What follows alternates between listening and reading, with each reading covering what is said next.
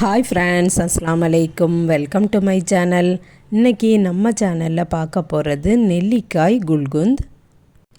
நெல்லிக்காய் ரொம்ப நல்லதுன்னு எல்லாருக்குமே தெரியும். அந்த நெல்லிக்காவை நமக்கு பச்சையாக சாப்பிடணுன்னா ஒன்றுக்கு மேலே சாப்பிட முடியாது. அதை அவிச்சு சாப்பிட்டாலும் அதே மாதிரி தான் 1, 2 இந்த மாதிரி தான் நம்மளால் சாப்பிட முடியும்.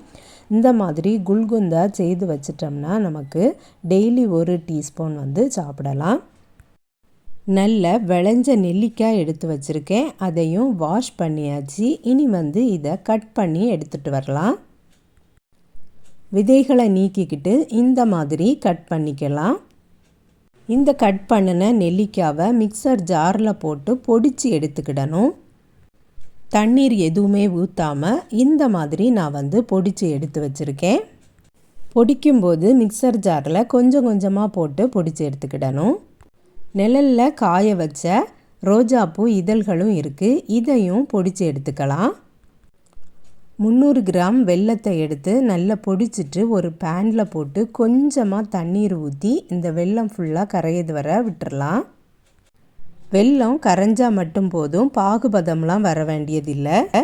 வெல்லம் கரைஞ்சதும் அதை ஃபில்டர் பண்ணி எடுத்து வச்சுக்கலாம். இப்போ அதே பேனை நல்லா வாஷ் பண்ணிவிட்டு அதில் நெல்லிக்காவை போட்டுடலாம்.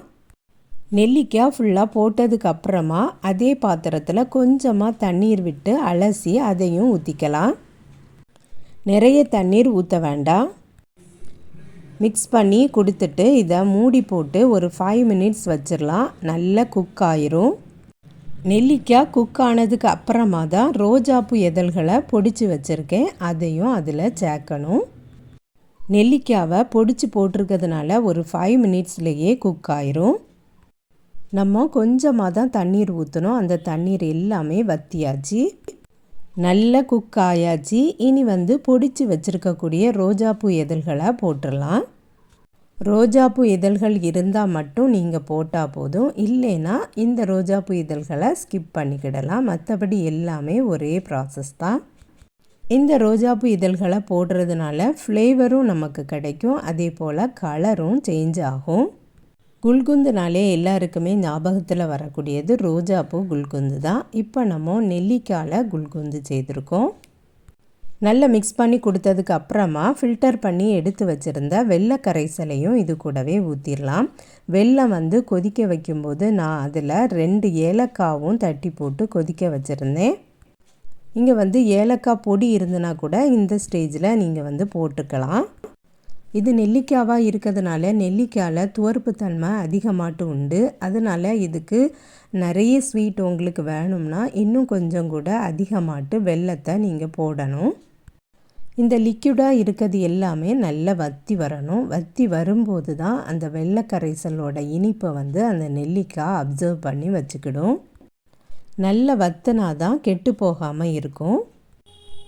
பேரித்தம்பழம் பொடி பொடியாக கட் பண்ணி எடுத்து வச்சுருக்கேன். அதையும் இதுக்கு கூடவே போட்டுடலாம். பேரித்தம்பழம் போடுறதுனால நல்ல ஸ்வீட்டாக இருக்கும்.